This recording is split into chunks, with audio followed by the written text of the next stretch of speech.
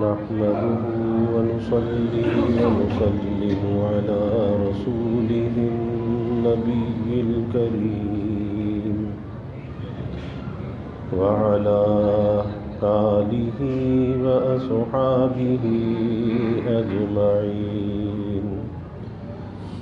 اللهم صل على سيدنا ومولانا محمد وعلى آل سيدنا ومولانا محمد وبارك وسلم صلاة وسلاما كثيرا كثيرا.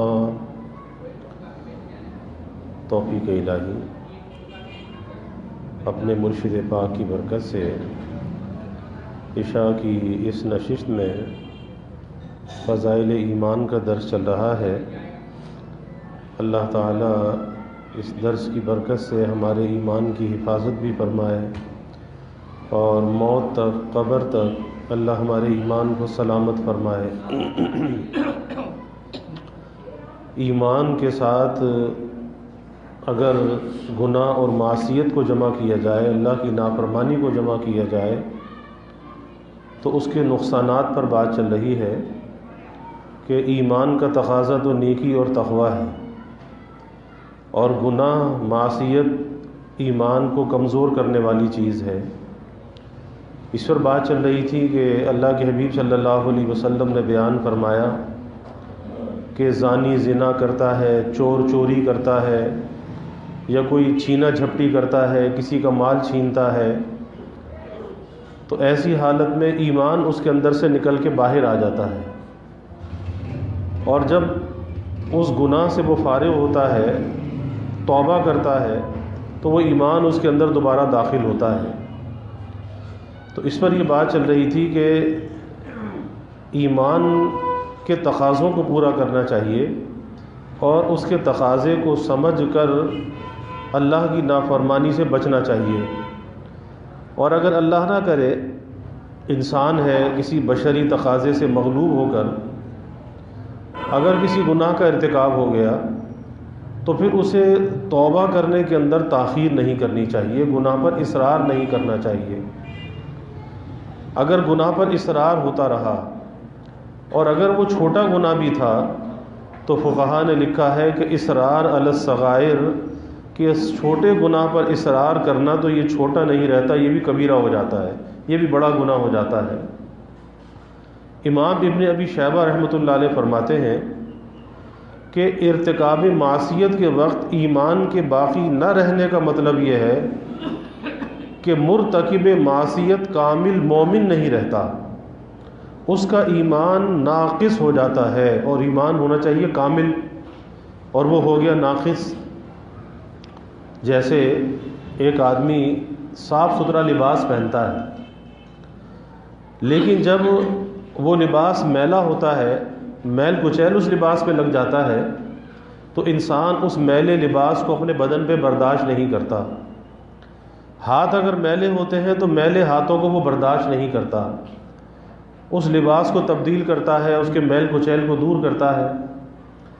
اسی طرح سے گناہ کرنے کے بعد انسان کا ایمان وہ میلا ہو جاتا ہے، اس کا دل میلا ہو جاتا ہے، اور دل وہ ظرف ہے جس کے اندر ایمان جیسا مظروف موجود ہے. اب اس دل کو صاف کرنے کا راستہ کیا ہے؟ وہ توبہ ہے.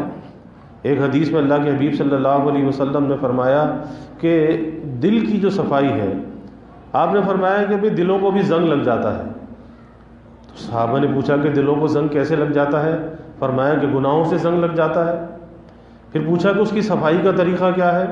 یہ دل کی جو زنگ ہے یہ صاف کس طرح سے ہو؟ تو آپ نے فرمایا کہ اس کی صفائی کے دو طریقے ہیں. ایک اپنی موت کو یاد کرنا، موت کو یاد کرنا، کیونکہ جب انسان اپنے مرنے کو یاد کرتا ہے تو پھر دنیا کی رغبت اس کے دل سے نکلتی ہے، دنیا کی چاہتیں نکلتی ہیں، اور آخرت کی منزل پیش نظر ہوتی ہے، تو گناہ کم ہوتے چلے جاتے ہیں.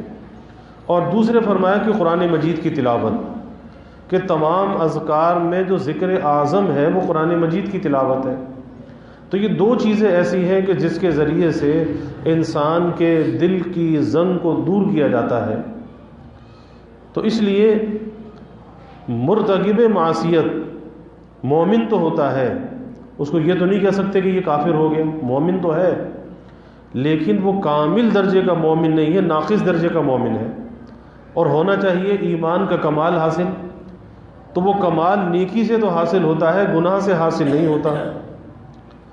حضرت ابو ہریرہ رضی اللہ تعالیٰ عنہ فرماتے ہیں کہ رسول اللہ صلی اللہ علیہ وسلم نے ارشاد فرمایا کہ جب بندہ زنا کرتا ہے تو ایمان اس سے نکل جاتا ہے اور اس کے سر پر سائبان کی طرح معلق ہو جاتا ہے، یعنی ایمان اندر سے نکل کر اس کے سر کے اوپر معلق ہو جاتا ہے کہ یہ کیا کس کام کے اندر یہ لگا ہوا ہے، تو سر پر سائبان کی طرح معلق ہو جاتا ہے۔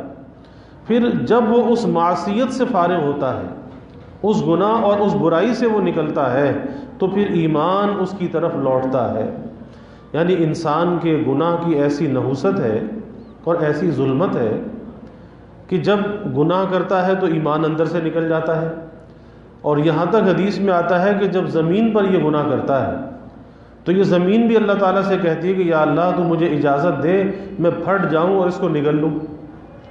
آسمان یہ کہتا ہے کہ یا اللہ تو مجھے اجازت دے کہ میں ٹوٹ کر اس کے اوپر گر پڑوں، لیکن اللہ تعالیٰ اپنے بندے کو مہلت دیتا ہے۔ اللہ نہ زمین کو اجازت دیتا نہ آسمان کو اجازت دیتا، اس کے باوجود اللہ تعالیٰ بندے کی توبہ کا انتظار کرتا ہے کہ کب میرا بندہ توبہ کرتا ہے، کب یہ مجھ سے معافی مانگتا ہے، میں اسے معاف کر دوں۔ اور عین اس حالت کے اندر بھی جب یہ گناہ کا مرتکب ہو رہا ہوتا ہے، یہ تو حدیث میں آتا ہے نا کہ آدمی نیکی کا ارادہ کرتا ہے، دل میں اس نے سوچا کہ فلاں نیکی میں کروں گا، اللہ فرشتے سے کہتا ہے کہ ایک نیکی اس کے نامہ اعمال میں لکھ لو۔ نیکی کے ارادے پر ایک نیکی اس کے نامہ اعمال میں لکھ لو، اور جب یہ کسی اس نیکی کو کر گزرتا ہے تو اس نیکی کو 10 گنا بڑھا کر اس کے نامہ اعمال میں لکھا جاتا ہے۔ اور پھر جس نے جیسے اخلاص کے ساتھ اس نیکی کو ادا کیا، جتنا زیادہ خلوص تھا، اللہ نیتوں کا حال دیکھتا ہے، اتنا ہی زیادہ اس کے اجر و ثواب کو بڑھایا جاتا ہے۔ وہ 70 گنا، وہ 700 گنا یا 700 گنا سے بھی زیادہ اس کے اجر و ثواب کو اللہ بڑھا دیتا ہے۔ تو نیکی پر تو یہ ہے کہ نیکی کی نیت پر بھی نیکی لکھ لی جاتی ہے۔ اسی لیے حدیث میں آتا ہے کہ نیت المؤمن خیر من عملی، کہ مومن کی جو نیت ہے اس کے عمل سے بہتر ہے، اور اسی اعتبار سے بہتر ہے کہ عمل کے اندر ریا آ سکتی ہے، دکھلاوا آ سکتا ہے، نام و نمود آ سکتا ہے، لیکن نیت کے اندر کوئی خرابی نہیں آ سکتی، کیونکہ نیت کا اچھا یا برا ہونا بندے کو معلوم یا اللہ کو معلوم۔ تو نیت کے اندر تو خلوص ہے کہ اللہ کی رضا کے لیے کوئی نیکی کرنا چاہتا ہے، لیکن اللہ تعالیٰ کتنے اپنے بندے پر مہربان ہیں کہ نیکی کے ارادے پر نیکی لکھ لی جاتی ہے، لیکن اگر یہ کسی گناہ کا ارادہ کرتا ہے تو گناہ کے ارادے پر گناہ نہیں لکھا جاتا، بلکہ اگر اس نے شامت اعمال سے گناہ کر بھی لیا تو حدیث میں آتا ہے کہ ایک پہر کے لیے، تھوڑی دیر کے لیے لکھنے والے فرشتے کو ٹھہرا دیا جاتا ہے کہ بھائی ٹھہر جاؤ، شاید یہ بندہ توبہ کر لے، لکھنے کی نوبت ہی نہ آئے۔ اب اس میں اختلاف ہے کہ وہ ایک پہر، ایک گھڑی وہ کتنی دیر کی ہے۔ بعض نے کہا کہ صبح سے لے کے شام تک ایک پہر ہے، بعض نے کہا کہ نہیں، جتنی دیر میں آدمی 2 رکعت سنت پڑھتا ہے، فجر کی 2 سنتیں پڑھتا ہے، وہ ایک پہر اتنی دیر کا ہے۔ بعض نے کہا کہ ایک نماز کے وقفے سے دوسری نماز کا وقفہ یہ ایک پہر ہے، لیکن یہ حقیقت ہے کہ ایک پہر کے لیے، ایک گھڑی کے لیے فرشتے کو ٹھہرا دیا جاتا ہے۔ اللہ یہ چاہتا ہے کہ بندہ ابھی معافی مانگ لے، ابھی سے معاف کر دو، اور اللہ کی ذات قادر مطلق ہے، اگر وہ پکڑ کر سزا دینا چاہیں اسی وقت سزا دے سکتے ہیں، لیکن عین اس حالت کے اندر بھی جب بندہ اللہ کی نافرمانی کرتا ہے، اللہ باوجود قدرت کے اسے ستاریت کی چادر میں چھپاتا ہے، اس کے عیب کو چھپاتا ہے، اسے رسوا نہیں کرتا، ذلیل نہیں کرتا، اس کے عیب کو نہیں کھولتا۔ اگر اللہ کسی کو رسوا کرنا چاہے پھر اس کو کوئی رسوائی سے بچا نہیں سکتا۔ ہم سوچتے کہ شاید ہمارا کوئی اس کے اندر بڑا کمال ہے کہ ہم نے جو ہے گناہ بھی کیا اور کسی کو پتہ بھی نہ چلا۔ ارے بھائی ڈرنا چاہیے، ڈرنا چاہیے کہ اللہ اگر رسوا کرنا چاہے تو پھر اس کو بچانے والا کوئی نہیں ہے، کوئی نہیں بچا سکتا۔ اور اگر رسوائی سے بچا ہوا ہے باوجود نافرمانی کے، تو یہ اللہ تعالیٰ کی ستاریت کار فرما ہے کہ انہوں نے اپنی ستاریت کی چادر میں تجھے ڈھانپ رکھا ہے۔ اور اس میں تیرے لیے بڑی نصیحت ہے، عبرت ہے کہ اگر اللہ تیرے ساتھ ستاریت کا معاملہ نہ کرے تو تو کہیں کا بھی نہ رہے۔ اس لیے فوراً اللہ سے معافی مانگنی چاہیے، فوراً توبہ کرنی چاہیے۔ اور اللہ تعالیٰ کتنے مہربان ہیں کہ حدیث میں آتا ہے کہ نیکی لکھنے والا فرشتہ دائیں طرف اور گناہ لکھنے والا بائیں طرف۔ نیکی لکھنے والے فرشتے کو روزانہ تبدیل کر دیا جاتا ہے، روزانہ تبدیل کر دیا جاتا ہے۔ اور حدیث میں آتا ہے کہ نماز کے وقت میں تبدیل کیا جاتا ہے۔ اور جب فرشتے کی تبدیلی ہوتی ہے تو اللہ تعالیٰ پوچھتے ہیں کہ میرے بندے کیا کر رہے تھے؟ تو جب تم چھوڑ کر آئے تو کس حال میں چھوڑ کر آئے؟ کہا جی وہ تو نماز پڑھ رہے تھے۔ اور وہ آنے والے فرشتے بھی کہتے ہیں جی ہم پہنچے تو وہ تو نماز پڑھ رہے تھے۔ تو نیکی لکھنے والا جو فرشتہ ہے اسے روز تبدیل کیا جاتا ہے اور نماز کے وقت میں تبدیل کیا جاتا ہے، اور جو گناہ لکھنے والا فرشتہ ہے وہ ایک ہی رہتا ہے۔ تو یہ اللہ تعالیٰ کی اپنے بندوں پر مہربانی، اس کا کرم، اس کا فضل کہ قیامت کے دن اس کی نیکی پر گواہ زیادہ ہوں گے اور اس کے گناہ پر گواہ کم ہوں گے۔ ایک فرشتہ ہوگا لیکن نیکی کی گواہ دینے والے بہت سارے فرشتے ہوں گے۔ اور ظاہر ہے کہ جب نیکی کی گواہی بڑھ جائے گی تو وہ گواہی اس کے لیے نجات کا ذریعہ بن جائے گی۔ تو اللہ تعالیٰ تو ہر حال میں اپنے بندے پر مہربان ہے۔ یہ بندے کی شامت اعمال ہے کہ پھر اللہ کی نافرمانی کرتا ہے، پھر گناہ کا ارتکاب کرتا ہے، اپنے ایمان کے تقاضوں کو پامال کرتا ہے۔ علامہ ابن تیمیہ رحمۃ اللہ علیہ نے اس کی بڑی اچھی مثال دی ہے۔ وہ فرماتے ہیں کہ ایک گنہگار کی مثال ایسی ہے کہ جیسے آنکھیں بند کرنے والا بینا شخص جب آنکھیں بند کر لے تو اس کو کچھ بھی نظر نہیں آتا۔ بینائی ہے، آنکھوں میں بصارت ہے، لیکن اس نے آنکھیں بند کر لی، اب اسے کچھ بھی نظر نہیں آ رہا کہ کیا ہے، تو کچھ نظر نہیں آتا۔ اور اس لحاظ سے یہ بینا شخص اور نابینا شخص جب آنکھ بند کر لے تو اس کو کچھ نظر نہیں آتا، تو یہ نابینا اور بینا یہ دونوں برابر ہو جاتے ہیں، دونوں برابر ہیں۔ نہ یہ دیکھتا ہے نہ وہ دیکھتا ہے، کیونکہ اس نے آنکھوں میں بینائی تو ہے لیکن آنکھیں اس نے بند کر رکھی ہیں، کچھ نظر نہیں آ رہا۔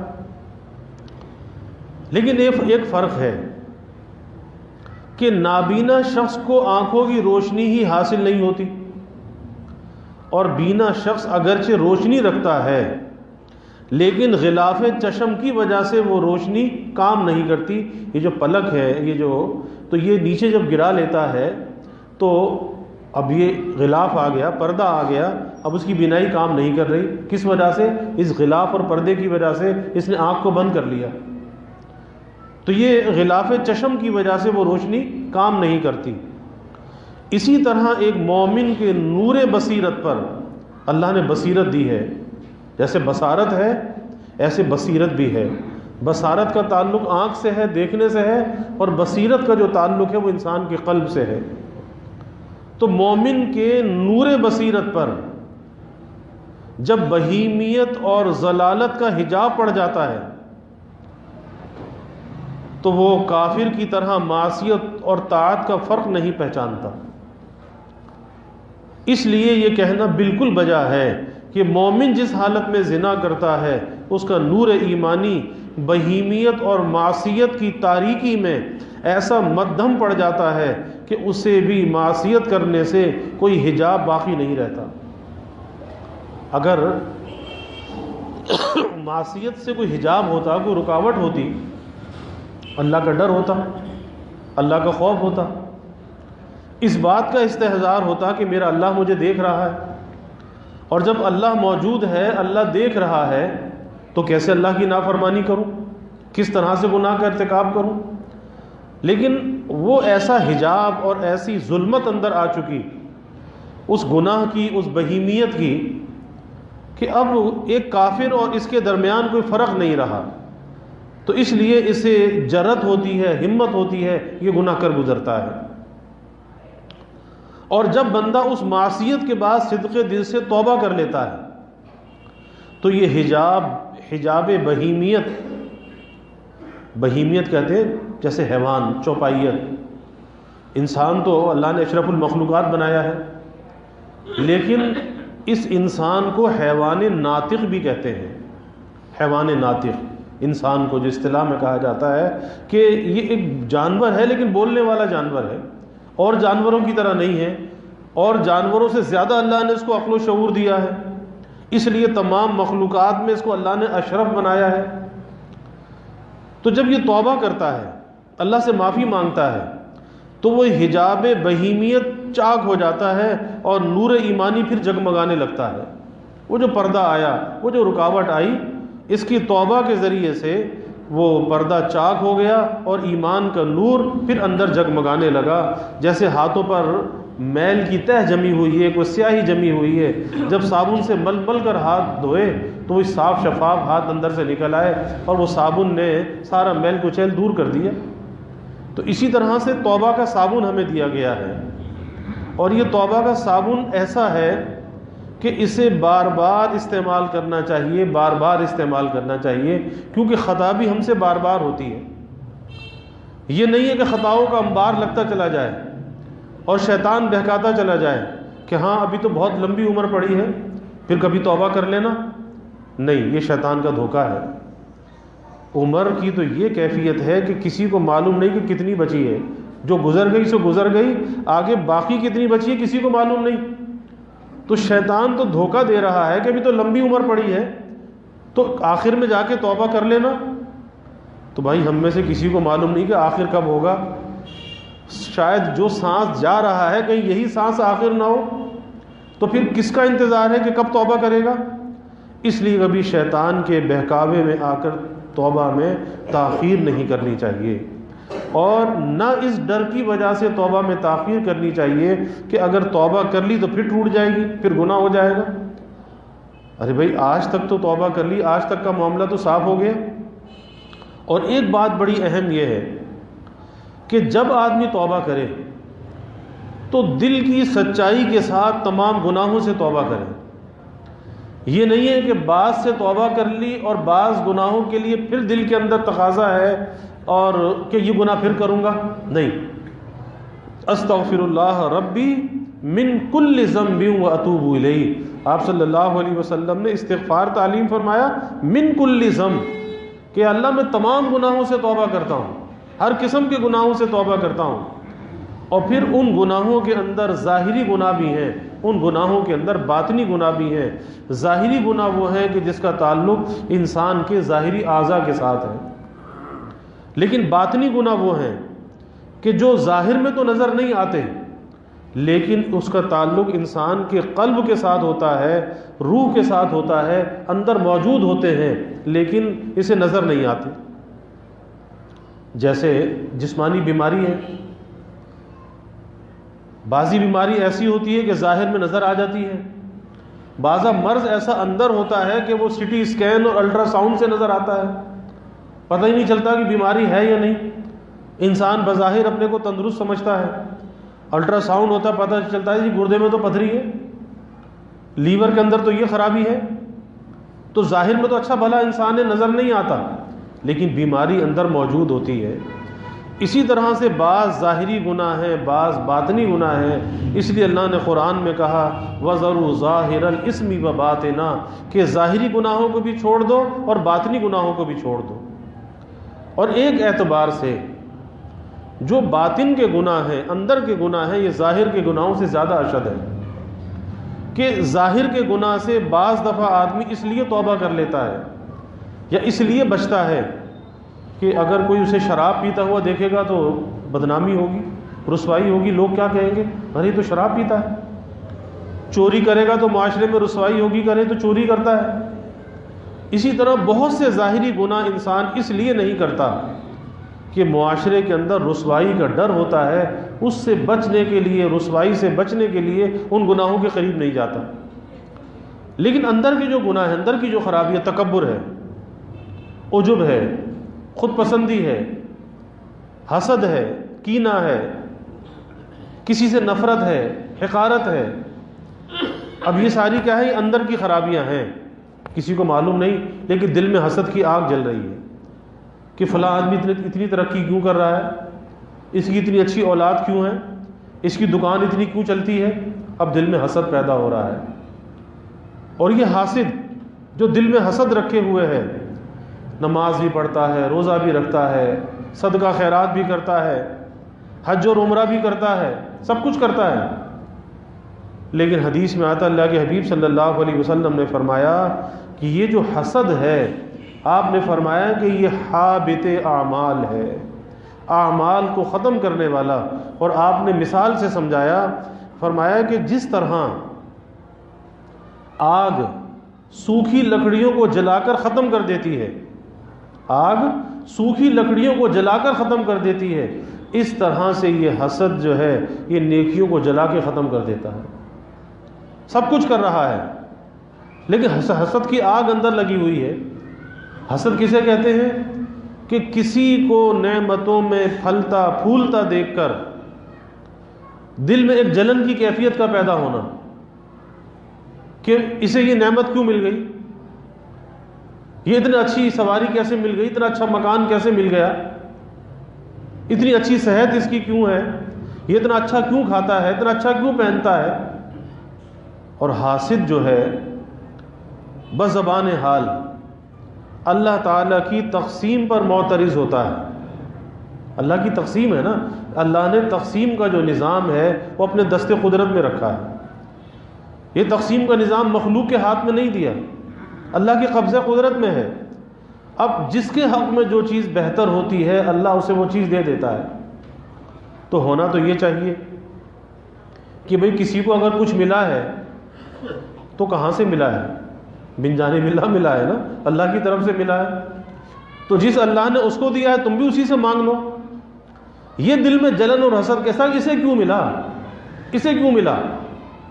اور اس سے بڑھ کر پھر ایک خباثت اور آتی ہے، اس سے بڑی خرابی اور پیدا ہوتی ہے کہ یہ سوچنا، دل میں یہ چاہت رکھنا کہ یہ نعمت یہ اس کے پاس باقی نہ رہے، چھن جائے، ضائع ہو جائے، اس کے پاس باقی نہ رہے۔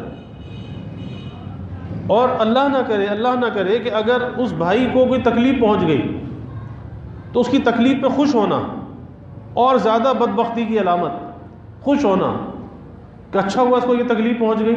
ارے بھائی اللہ سے ڈرنا چاہیے، اللہ سے ڈرنا چاہیے کہ نہ معلوم اللہ اسے نجات دے دے، تمہیں گرفتار کر دے۔ اور گرفتار تو ہے ہی کہ حسد کی آگ میں جل رہا ہے۔ تو اس حسد کا علاج یہ ہے کہ اس محسود کے حق میں دعا کرنی چاہیے، جس سے حسد پیدا ہو رہا ہے اس کے حق میں دعا کرے، یا اللہ اس کی نعمتوں کی حفاظت فرما، یا اللہ اس کی نعمتوں میں برکت اور ترقی عطا فرما، یا اللہ اسے پھلتا پھولتا رکھنا۔ اور اپنے لیے چاہیے، یا اللہ جو نعمت اس بھائی کو عطا کی ہے یا اللہ مجھے بھی عطا فرما دے۔ تو اللہ سے سوال کرے، اللہ سے مانگے، لیکن اس کی نعمت کی بقا کی دعا کرتے ہوئے، اس کی نعمت کی حفاظت اور ترقی کی دعا کرتے ہوئے، یا اللہ اس کی نعمت باقی رہے، اس کی حفاظت رہے، اس میں ترقی ہوتی رہے، یا اللہ مجھے بھی یہ نعمت عطا فرما دے۔ کوئی حرج کی بات نہیں، مانگ سکتا ہے۔ اور جس سے دل میں حسد پیدا ہو رہا ہے، جہاں اس کے لیے دعا کرے، کبھی کبھی اسے کوئی ہدیہ بھی دے دیا کرے، تاکہ دل کے اندر سے یہ حسد کا جو ایک زہر ہے یہ زہر اندر سے نکل جائے۔ کبھی کبھی ہدیہ دے گا تو محبت پیدا ہوگی، کیوں حدیث میں آتا ہے کہ ہدیہ دیا کرو، اس سے محبت پیدا ہوتی ہے۔ کبھی ہدیہ دے دے، غائبانہ دعا کرے اس کے حق میں، اور لوگوں کے سامنے اس کی تعریف کرے، بھائی بہت اچھا آدمی ہے، اللہ نے بڑا نوازا ہے، اللہ اس کی نعمت پہ برکت دے، اس کی نعمت کی حفاظت فرمائے۔ تو اپنی دل کی حفاظت کرنا تو ظاہری گناہوں سے توبہ بھی ہے اور باطنی گناہوں سے توبہ بھی ہے۔ اللہ ہمیں عمل کی توفیق عطا فرمائے۔ وآخر دعوانا الحمدللہ۔ الحمد للہ رب العالمین والعاقبۃ للمتقین والصلاة والسلام علی اشرف الانبیاء والمرسلین اللہم صل علی سیدنا و مولانا محمد وعلی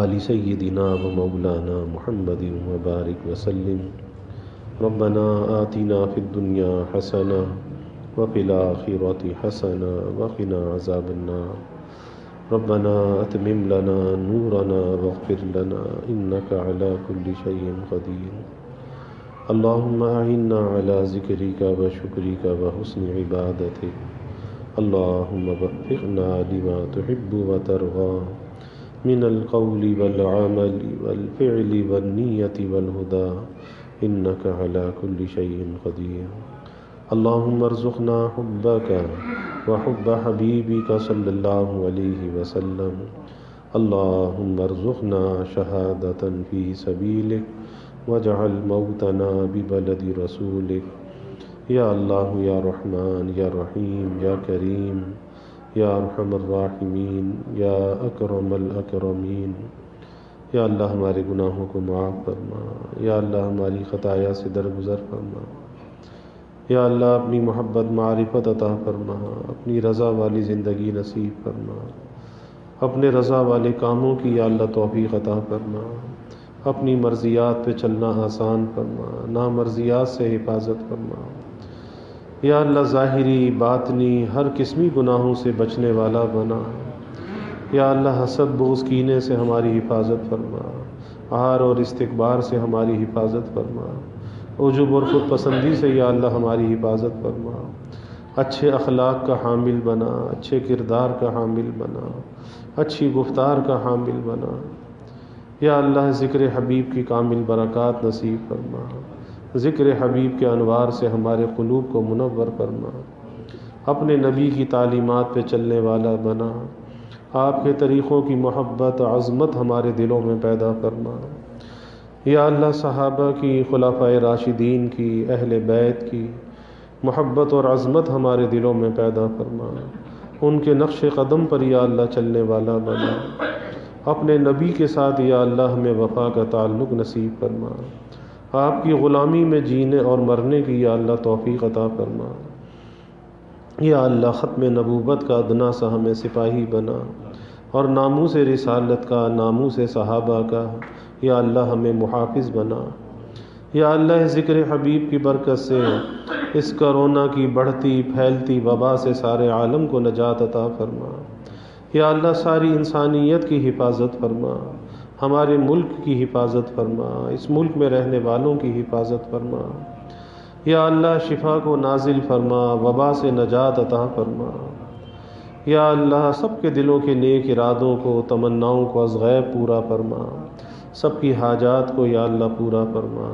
سب کی پریشانیوں کو یا اللہ دور فرما، بیماریوں سے یا اللہ حفاظت فرما، ہر ناگہانی بلا اور مصیبت سے یا اللہ حفاظت فرما، زمینی آسمانی آفات سے یا اللہ حفاظت فرما، موذی امراض سے یا اللہ حفاظت فرما، یا اللہ سب کے علم میں، عمل میں، رزق میں خوب خیر و برکت فرما، ابواب رزق یا اللہ کشادہ فرما، رزق حلال عطا فرما، آسان عطا فرما، برکت والا عطا فرما، یا اللہ کبھی کسی کو مخلوق کا محتاج نہ بنا، ہمیشہ اپنے در کا سائل اور بھکاری بنا، اپنے در کا منگتا اور سوالی بنا، یا اللہ اپنے غیر سے ہماری امیدوں کو قطع فرما، اپنی ذات عالی کا یقین ہمارے دلوں میں پیدا فرما، یا اللہ ہر امید کو اپنی ذات سے وابستہ کرنے والا بنا، یا اللہ ایمان کی ترقی عطا فرما، اعضاء کی سلامتی عطا فرما، ہر محتاجی سے، معذوری سے یا اللہ ہماری حفاظت فرما، یا اللہ ہمارے ملک پر اپنی رحمتوں کا نزول فرما، اس ملک کی حفاظت فرما، اس ملک میں رہنے والوں کی حفاظت فرما، یا اللہ اسے امن کا، سلامتی کا گہوارہ بنا، لوگوں کو راحت اور خوشیاں عطا فرما، یا اللہ مہنگائی کے، گرانی کے عذاب سے نجات عطا فرما، یا اللہ سب کے گزر بسر کو آسان فرما، یا اللہ سب کے سفید پوشی کے بھرم کو قائم فرما۔ یا اللہ کسی کو مخلوق کے آگے رسوا نہ فرما، مخلوق کے آگے سوال کی ذلت سے بچا۔ اے اللہ سب کی عزت نفس کی حفاظت فرما، کسی کی عزت نفس کو پامال نہ فرما۔ یا اللہ سب کی حفاظت بھی فرما، کفالت بھی فرما، سب کی ضروریات کو از غیب پورا فرما، اپنی تائید اور نصرت کو یا اللہ شامل حال فرما۔ یا اللہ سب کے گھروں میں چین، سکون، عافیت، راحت عطا فرما، نعمتوں کی فراوانی عطا فرما، گھروں کے ماحول کو جنت نشاں بنا، آپس میں محبتیں، الفتیں پیدا فرما، نفرت کو، عداوت کو یا اللہ دور فرما۔ یا اللہ سب کی اولادوں کو نیک صالح بنا، آنکھوں کی ٹھنڈک بنا، والدین کے لیے صدقہ جاریہ بنا، مستقبل یا اللہ تابناک بنا، والدین کو اولاد کی خوشیاں دیکھنا نصیب فرما۔ یا اللہ اس ملک کو نیک حکمران عطا فرما، جو اس ملک کے ہمدرد ہو، خیر خواہ ہو۔ اے اللہ ایسے حکمران اس ملک کو عطا فرما۔ یا اللہ جو چور، ڈاکو، لٹیرے مسلط ہیں، اے اللہ جنہوں نے اس ملک کو برباد کیا، اس کی معیشت کو برباد کیا، اے اللہ تو ان سے اس ملک کا پیچھا چھڑا، انہیں نشان عبرت بنا۔ اے اللہ مخلص لوگوں کی حکومت کو قائم فرما۔ یا اللہ اس میں معاشی، معاشرتی استحکام عطا فرما، دشمن کے عزائم کو یا اللہ خاک میں ملا۔ یا اللہ اس کی تا قیام قیامت حفاظت فرما۔ یا اللہ اپنی رحمتوں کا، برکتوں کا، راحتوں کا نزول فرما، زحمتوں کو دور فرما۔ یا اللہ ہمیں عافیت دارین عطا فرما۔ ربنا تقبل منا انک انت السمیع العلیم وتب علینا انک انت التواب الرحیم وجزا اللہ عنا محمدا صلی اللہ علیہ وسلم معه وآلہ وصلی اللہ تعالی وسلم علی النبی الکریم آمین برحمتک۔